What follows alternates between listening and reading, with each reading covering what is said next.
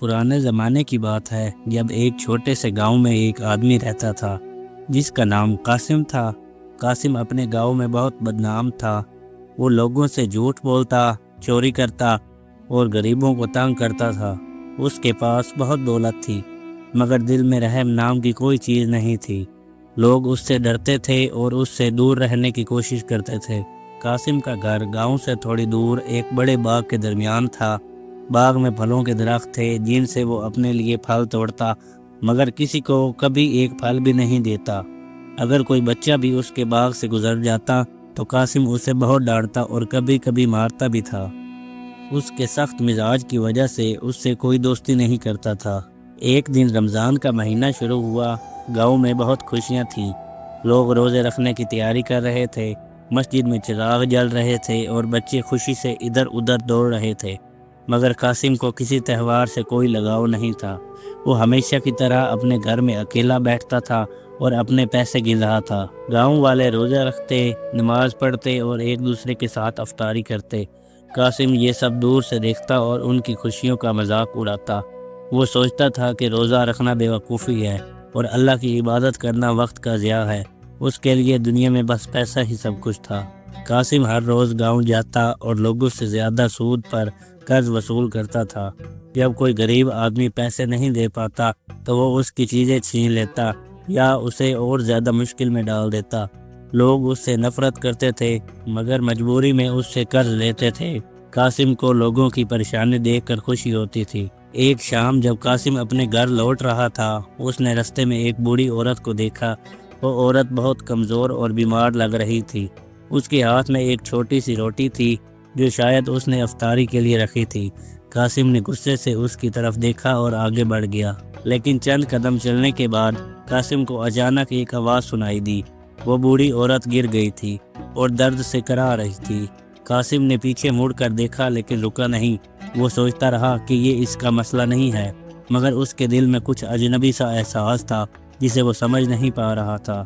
گھر پہنچ کر قاسم نے کھانا کھایا اور سونے کی کوشش کی لیکن اس کی آنکھوں میں نیند نہیں تھی۔ اس کے ذہن میں وہ بوڑھی عورت گھوم رہی تھی۔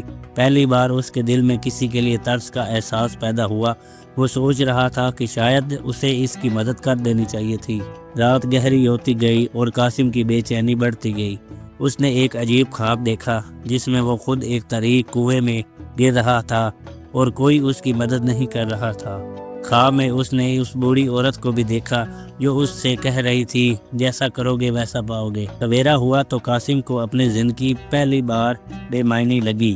اس نے سوچا کہ اس کے پاس سب کچھ ہے، پیسہ، گھر، باغ، لیکن وہ بہت اکیلا ہے۔ کوئی دوست نہیں، کوئی اپنا نہیں۔ اس کے دل میں ایک عجیب سی بے چینی تھی۔ آج پہلی بار اس نے فیصلہ کیا کہ وہ اس بوڑھی عورت کو ڈھونڈے گا اور اس کی مدد کرے گا۔ اگلے دن قاسم جلدی اٹھا اور بوڑھی عورت کو ڈھونڈنے کے لیے گاؤں کی طرف چل پڑا۔ سورج ابھی نکل ہی رہا تھا اور گاؤں میں سناٹا تھا۔ لوگ روزہ رکھنے کی نیت سے سحری کھا کر سو چکے تھے۔ قاسم کو پہلی بار احساس ہوا کہ رمضان کی یہ فضا کتنی خاص ہے۔ اس نے کبھی اس پر غور نہیں کیا تھا۔ قاسم نے کئی گھنٹے گاؤں میں گزارے مگر وہ بوڑھی عورت کہیں نظر نہ آئی۔ اس نے کئی لوگوں سے پوچھا مگر کسی نے اس کی بات پر توجہ نہیں دی۔ لوگ حیران تھے کہ قاسم جو ہمیشہ اپنے آپ میں مست رہتا تھا آج کسی کو ڈھونڈ رہا ہے۔ کچھ لوگ اس کا مذاق بھی اڑانے لگے۔ شام ہونے لگی اور افطاری کا وقت قریب تھا۔ قاسم تھک کر ایک پیڑ کے نیچے بیٹھا۔ اس نے آج تک کبھی روزہ نہیں رکھا تھا لیکن آج وہ دن بھر پانی اور کھانے کے بغیر گھوم رہا تھا۔ اسے بھوک اور پیاس محسوس ہو رہی تھی مگر عجیب بات یہ تھی کہ اس کا دل ہلکا محسوس کر رہا تھا۔ اچانک قاسم کی نظر گاؤں کے باہر ایک چھوٹی سی جھونپڑی پر پڑی۔ اس نے سوچا شاید وہ بوڑھی عورت وہاں رہتی ہے۔ جلد سے اٹھ کر وہ اس طرف بڑھا۔ جھونپڑی کے قریب پہنچ کر اس نے دیکھا کہ دروازہ ٹوٹا ہوا ہے اور اندر سے کسی کی کراہنے کی آواز آ رہی تھی۔ قاسم نے ہمت کر کے اندر جھانکا۔ وہی بوڑھی عورت فرش پر لیٹی تھی، بخار سے تپ رہی تھی۔ اس کے پاس کھانے پینے کا کوئی سامان نہیں تھا، بس ایک پرانا مٹکا رکھا تھا جس میں تھوڑا سا پانی تھا۔ قاسم کا دل پسیج گیا۔ پہلی بار اسے کسی کی تکلیف میں اپنی تکلیف لگی۔ ماں جی آپ ٹھیک تو ہیں؟ قاسم نے پوچھا۔ بوڑھی عورت نے آنکھیں کھولی اور حیرت سے قاسم کو دیکھا۔ بیٹا تم یہاں؟ اس نے کمزور آواز میں کہا۔ قاسم شرمندہ ہو گیا۔ وہ جانتا تھا کہ اس کا نام سن کر لوگوں کے چہروں پہ خوف آ جاتا ہے لیکن اس عورت نے اسے بیٹا کہا تھا۔ قاسم نے بوڑھی عورت کو پانی پلایا اور اس کا ماتھا دیکھا جو بخار سے تپ رہا تھا۔ وہ سمجھ گیا کہ اسے فوری مدد کی ضرورت ہے۔ افطاری کا وقت ہو چکا تھا، لیکن قاسم کو بھوک اور پیاس کا احساس بالکل نہیں تھا۔ اس کا دھیان صرف اس بوڑھی عورت پر تھا جسے وہ بچانا چاہتا تھا۔ قاسم فوراً اٹھا اور گاؤں کے حکیم کے پاس گیا۔ حکیم پہلے تو قاسم کو دیکھ کر ڈر گیا، لیکن جب قاسم نے اسے بتایا تو حکیم حیران رہ گیا۔ قاسم، میں کبھی نہیں سوچ سکتا کہ تم کسی کی مدد کرو گی، حکیم نے کہا۔ قاسم خاموش رہا، اسے بس دوائیں چاہیے تھی۔ حکیم قاسم کے ساتھ چل پڑا اور اس نے بوڑھی عورت کا علاج شروع کیا۔ قاسم نے پہلی بار اپنی جیب سے پیسے نکالے اور حکیم کو دیے۔ اس کے لیے اچھی دوائیں اور کھانے پینے کا سامان لے آؤ، اس نے کہا۔ حکیم کو یقین نہیں آ رہا تھا کہ یہ وہی قاسم ہے جو ہمیشہ لوگوں سے پیسے چھینتا تھا۔ رات گئی اور قاسم وہیں بوڑھی عورت کے پاس بیٹھا رہا۔ اس کا نام عائشہ تھا اور وہ بالکل اکیلی تھی۔ اس کے بیٹے بہت پہلے دنیا سے چلے گئے اور وہ اپنی زندگی لوگوں کی مدد کر کے گزارتی تھی۔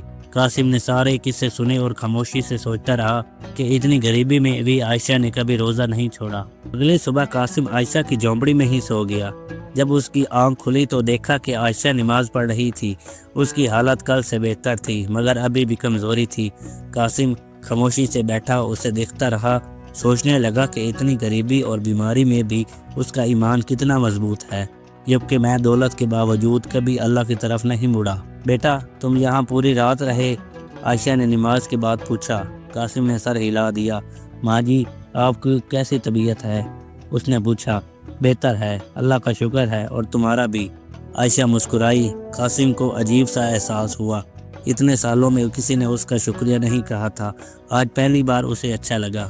قاسم نے سحری کا وقت ہونے سے پہلے جلدی سے اپنے گھر جا کر کھانے کا سامان لیا اور عائشہ کے پاس آ گیا۔ ماں جی، آپ سحری کر لیں، میں بھی آج روزہ رکھنا چاہتا ہوں۔ عائشہ حیران ہو کر دیکھتی رہی۔ تم روزہ رکھو گے؟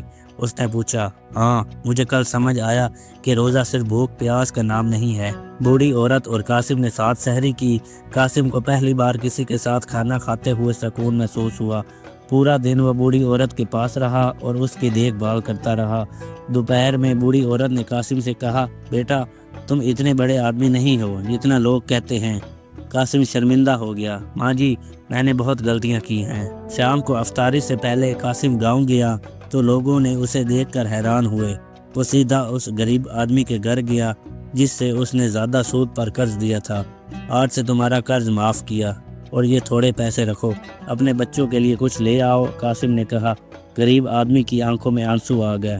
ایک ایک کر کے قاسم نے اس دن کئی لوگوں کے قرض معاف کیے اور کچھ گھروں میں افطاری کا سامان بھیجا۔ لوگ اس کی اس تبدیلی کو دیکھ کر حیران تھے۔ کوئی سمجھ نہیں پا رہا تھا کہ یہ وہی قاسم ہے جو کل تک لوگوں کو تکلیف دیتا تھا۔ قاسم خود بھی اس تبدیلی پر حیران رہ گیا۔ افطاری کے وقت قاسم بوڑھی عورت کے پاس آیا۔ دونوں نے ساتھ افطاری کی اور قاسم نے اپنا پہلا روزہ کھولا۔ ماں جی، مجھے آج پہلی بار زندگی میں سکون محسوس ہوا، قاسم نے کہا۔ عائشہ مسکرائی۔ بیٹا، یہی اللہ کی رحمت ہے۔ روزہ صرف بھوک پیاس سہنا نہیں، یہ اپنے اندر جھانکنا بھی ہے۔ رات میں بوڑھی عورت نے قاسم کو اپنی کہانی سنائی، کیسے اس کے شوہر اور بیٹے جنگ میں شہید ہو گئے تھے، کیسے اس نے اکیلے زندگی گزاری مگر کبھی اللہ سے شکوہ نہیں کیا۔ قاسم سوچتا رہا کہ وہ کتنا خود غرض رہا تھا۔ اتنی دولت کے باوجود اس کے پاس وہ سکون نہیں تھا جو بوڑھی عورت کے چہرے پر نظر آ رہا تھا۔ اگلے دن قاسم نے اپنی دولت کا ایک حصہ نکالا اور گاؤں میں ایک چھوٹی سی مسجد کی مرمت کے لیے دے دیا۔ لوگوں نے پہلے تو یقین نہیں کیا، پھر قاسم کے اصرار پر کام شروع ہوا۔ قاسم خود بھی کام میں ہاتھ بٹانے لگا، کبھی مٹی ڈھوتا، کبھی اینٹیں رکھتا۔ لوگ اسے دیکھ کر حیران تھے۔ رمضان کا ہفتہ گزر گیا اور قاسم مسلسل روزے رکھتا رہا۔ ہر روز وہ عائشہ کی دیکھ بھال کرتا اور گاؤں میں غریبوں کی مدد کرتا۔ دھیرے دھیرے لوگ اس سے ڈرنا چھوڑ گئے اور اسے قبول کرنے لگے۔ قاسم کے چہرے پر ہمیشہ موجود تلخی اب غائب ہو گئی اور اس کی آنکھوں میں ایک نیا نور تھا۔ رمضان کا دوسرا ہفتہ شروع ہوا۔ قاسم اب ہر روز 5 وقت کی نماز پڑھنے مسجد جاتا۔ لوگوں نے نوٹ کیا کہ وہی قاسم جو کبھی عبادت سے دور تھا اب سب سے پہلے مسجد پہنچتا اور سب آخر میں نکلتا ہے۔ وہ قرآن پڑھنا بھی سیکھ رہا تھا اور روزانہ عائشہ سے اس کے معنی سمجھتا تھا۔ بوڑھی عورت کی صحت بہتر ہو گئی، لیکن قاسم اب بھی روزانہ اس کی جھونپڑی جاتا اور اس کا حال پوچھتا۔ ایک دن اس نے عائشہ سے کہا، ماں، آپ کی جھونپڑی بہت پرانی ہے، میں آپ کے لیے ایک نیا گھر بنوانا چاہتا ہوں۔ عائشہ نے انکار کیا، بیٹا مجھے اس میں سکون ہے، پھر میں آپ کی جھونپڑی کی مرمت کروا دوں؟ قاسم نے پوچھا۔ بوڑھی عورت مسکرائی اور ہاں میں سر ہلایا۔ قاسم نے اگلے دن کاریگروں کو بلا کر جھونپڑی کی مرمت شروع کروائی۔ اس نے چھت مضبوط کروائی، دیواریں ٹھیک کروائیں اور دروازہ نیا لگوایا۔ بوڑھی عورت کی آنکھوں میں خوشی کے آنسو تھے۔ ایک دن قاسم اپنے باغ میں کام کر رہا تھا۔ اچانک اس نے دیکھا کہ کچھ بچے باغ کی دیوار سے جھانک رہے ہیں۔ پہلے تو قاسم کو غصہ آیا، پھر اس نے مسکرا کر بچوں کو اندر بلایا اور انہیں پھل توڑ دیے۔ بچوں کے چہرے پر خوشی دیکھ کر قاسم کو بہت سکون ملا، لیکن قاسم کی اس تبدیلی سے سب خوش نہیں تھے۔ گاؤں کا ایک آدمی شوکت، جو ہمیشہ قاسم سے حسد کرتا، اس کی تبدیلی کو ڈرامہ سمجھتا تھا۔ وہ لوگوں سے کہتا، یہ سب دکھاوا ہے، قاسم کبھی نہیں بدل سکتا۔ شوکت نے قاسم کے خلاف لوگوں میں غلط باتیں پھیلانا شروع کر دی۔ ایک دن جب قاسم مسجد سے نکل رہا تھا، شوکت نے اسے روکا۔ کیا ہوا قاسم، آج کل بہت بڑے نمازی ہو گئے ہو، اس نے طنز کیا۔ قاسم نے کوئی جواب نہیں دیا اور آگے بڑھ گیا۔ لوگوں کو بے وقوف مت سمجھو، سب جانتے ہیں تم کیا ہو، شوکت چلایا۔ قاسم کے دل میں غصہ آیا، لیکن اس نے خود کو روکا۔ گھر پہنچ کر قاسم پریشان تھا، اسے شوکت کی باتیں یاد آ رہی تھی۔ کہیں لوگ سچ میں ایسا ہی تو نہیں سوچتے؟ وہ بوڑھی عورت کے پاس گیا۔ ماں جی، اگر کوئی آپ کے بارے میں غلط باتیں کرے تو آپ کیا کرتی ہیں؟ اس نے پوچھا۔ بوڑھی عورت نے جواب دیا، بیٹا میں اللہ پر چھوڑ دیتی ہوں، اگر آپ کو غصہ آئے تو؟ قاسم نے پوچھا۔ عائشہ نے سمجھایا، روزے کی اصل روح یہی ہے، غصے پر قابو پانا، برائی کا جواب بھلائی سے دینا۔ قاسم کو بوڑھی عورت کی بات سمجھ آ گئی۔ اس نے فیصلہ کیا کہ وہ شوکت کے ساتھ بھی اچھا سلوک کرے گا، وہ کتنی بھی برائی کرے۔ اگلے دن قاسم نے سنا کہ شوکت کے گھر پہ مصیبت آئی ہے۔ اس کی فصل آگ لگنے سے تباہ ہو گئی اور وہ قرض میں ڈوب گیا۔ قاسم نے بغیر سوچے سمجھے اپنی بچت کا کچھ حصہ لیا اور شوکت کے گھر پہنچ گیا۔ یہ لو، اپنے بچوں کے لیے کھانا لے آؤ، اس نے پیسے آگے بڑھاتے ہوئے کہا۔ شوکت حیران رہ گیا، تم میری مدد کر رہے ہو؟ میں نے تو تمہارے بارے میں اتنی برائیاں کی تھی۔ قاسم نے جواب دیا، یہ رمضان مجھے سکھا رہا ہے کہ معاف کرنا کتنا ضروری ہے۔ شوکت شرمندہ ہو گیا، اس کی آنکھوں میں آنسو آ گئے اور اس نے قاسم سے معافی مانگی۔ قاسم نے مسکراتے ہوئے اسے گلے لگا لیا۔ رمضان کا تیسرا ہفتہ شروع ہو چکا تھا۔ قاسم کی زندگی مکمل طور پر بدل چکی تھی۔ لوگ اب اسے عزت سے دیکھتے۔ شوکت اب قاسم کا دوست بن گیا تھا اور دونوں اکثر مسجد میں ساتھ نماز پڑھتے۔ قاسم کا باغ اب گاؤں کے بچوں کے لیے کھیلنے کی جگہ بن گیا اور اس کا گھر غریبوں کے لیے مدد کا دروازہ۔ ایک دن قاسم نے فیصلہ کیا کہ وہ اپنے گھر میں افطاری کا اہتمام کرے گا۔ اس نے پورے گاؤں کو دعوت دی۔ لوگ حیران تھے کیونکہ کبھی کوئی قاسم کے گھر نہیں گیا تھا۔ شام کو جب لوگ پہنچے تو دیکھا کہ قاسم نے اپنا پورا گھر سجا دیا اور بڑے اہتمام سے کھانے کا انتظام کیا۔ افطاری کے دوران قاسم نے سب کے سامنے کھڑے ہو کر معافی مانگی۔ میں نے آپ سب کے ساتھ بہت برا سلوک کیا، میں اپنے گناہوں کی معافی چاہتا ہوں۔ اس کی آنکھوں میں آنسو تھے۔ لوگوں نے اسے گلے لگایا اور سب نے مل کر دعا کی۔ اس شام کو قاسم کے دل سے ایک بہت بڑا بوجھ اتر گیا۔ اگلے دن قاسم نے اپنا ایک بڑا فیصلہ سنایا، میں اپنی آدھی دولت غریبوں اور مسجد کے لیے دینا چاہتا ہوں۔ لوگ حیران رہ گئے۔ امام صاحب نے کہا، قاسم یہ بہت بڑا فیصلہ ہے، اچھی طرح سوچ لو۔ قاسم مسکرایا، میں نے سوچ لیا ہے، یہ مال مجھے سکون نہیں دے سکا، شاید دوسروں کی مدد میں کام آ جائے، لیکن قسمت کو کچھ اور ہی منظور تھا۔ اس رات جب سب سو رہے تھے، قاسم کے گھر میں آگ لگ گئی۔ آگ اتنی تیزی سے پھیلی کہ قاسم بمشکل اپنی جان بچا کر باہر نکل سکا۔ اس کا پورا گھر اور جو باغ جل کر راکھ ہو گیا۔ اس کی ساری دولت جو اس نے سالوں جمع کی تھی چند گھنٹوں میں ہی ختم ہو گئی۔ صبح ہوئی تو گاؤں والے قاسم کے جلے ہوئے گھر کے پاس اکٹھے ہو گئے۔ قاسم ایک درخت کے نیچے بیٹھا تھا، خاموشی سے جلے ہوئے گھر کو دیکھ رہا تھا۔ لوگ سمجھ نہیں پا رہے تھے کہ اسے کیا کہے۔ اچانک بوڑھی عورت وہاں پہنچی اور قاسم کے پاس بیٹھ گئی۔ اللہ کی مرضی میں راضی رہو بیٹا۔ لوگوں نے توقع کی تھی کہ قاسم غصے میں ہوگا، روئے گا، یہ شاید پہلے جیسا بن جائے گا، لیکن قاسم نے بوڑھی عورت کی بات سن کر مسکرا دیا۔ ماں جی آپ سچ کہتی ہیں، مجھے دکھ نہیں ہے، یہ تو سب عارضی تھا۔ اس نے سب کو دیکھا، اللہ نے جو دیا تھا اللہ نے لے لیا، شاید یہ میرے لیے ایک آزمائش ہے۔ قاسم کی بات سن کر لوگ حیران رہ گئے۔ وہی قاسم جو کبھی پیسے کے لیے لوگوں کو تکلیف دیتا تھا، آج اسے اپنی ساری دولت کھو کر بھی شکر کر رہا تھا۔ گاؤں والوں نے فیصلہ کیا کہ وہ سب مل کر قاسم کے لیے ایک نیا گھر بنائیں گے۔ شوکت سب سے آگے آیا۔ قاسم، تم میرے گھر میں رہو جب تک تمہارا نیا گھر تیار نہیں ہو جاتا۔ قاسم نے شکریہ ادا کیا لیکن کہا، میں عائشہ ماں کی جھونپڑی میں رہوں گا، اب وہ میری ماں ہے۔ عائشہ کی آنکھوں میں آنسو آ گئے، اس نے قاسم کو گلے لگا لیا۔ اس چھوٹی سی جھونپڑی میں رہ کر قاسم کو اپنے بڑے گھر سے کہیں زیادہ سکون ملا۔ وہ ہر روز لوگوں کی مدد کرتا اور روزے رکھتا رہا۔ رمضان کا آخری ہفتہ آ گیا۔ قاسم کے پاس اب کوئی دولت نہیں تھی، مگر اس کے چہرے پر ایک عجیب نور تھا۔ وہ دن بھر لوگوں کی مدد کرتا، رات کو عبادت کرتا۔ لوگ حیران تھے کہ بغیر پیسے کے بھی قاسم اتنا خوش کیسے ہے۔ قاسم اکثر مسکرا کر کہتا، روزے نے مجھے سچی دولت دکھائی ہے، دل کا سکون جو کسی خزانے سے نہیں خریدا جا سکتا۔ رمضان کا آخری دن آ گیا۔ چاند رات کو سب گاؤں والے عید کی تیاری میں مصروف تھے۔ بوڑھی عورت اور قاسم بھی اپنی چھوٹی سی جھونپڑی کو سجا رہے تھے۔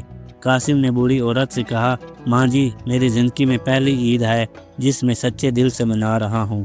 عائشہ مسکرائی، بیٹا یہی تو رمضان کی برکت ہے۔ اسی دوران ایک اجنبی گاؤں میں داخل ہوا۔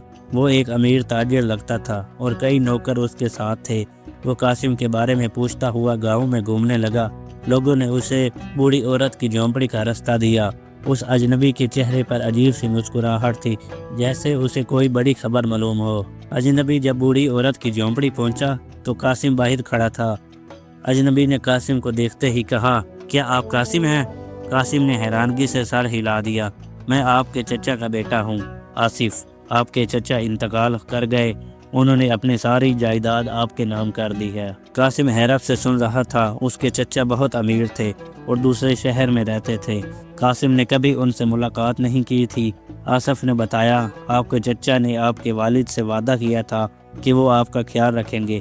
وہ سالوں سے آپ کو ڈھونڈ رہے تھے اور اب جب میں آپ کو ڈھونڈ کر لایا ہوں تو پتہ چلا کہ آپ کا گھر جل گیا۔ آصف نے کہا، لیکن فکر نہ کریں، آپ کے چچا نے بہت آپ کے لیے جائیداد چھوڑی ہے، کئی باغ، کارخانے، زمینیں۔ آپ اب بہت امیر آدمی ہیں۔ قاسم چلیں، میں آپ کو شہر لے چلتا ہوں۔ قاسم خاموش کھڑا رہا۔ بوڑھی عورت اور گاؤں والے جو اب وہاں جمع ہو گئے، سب حیرت سے یہ خبر سن رہے تھے۔ قاسم کی قسمت ایک بار پھر پلٹ گئی۔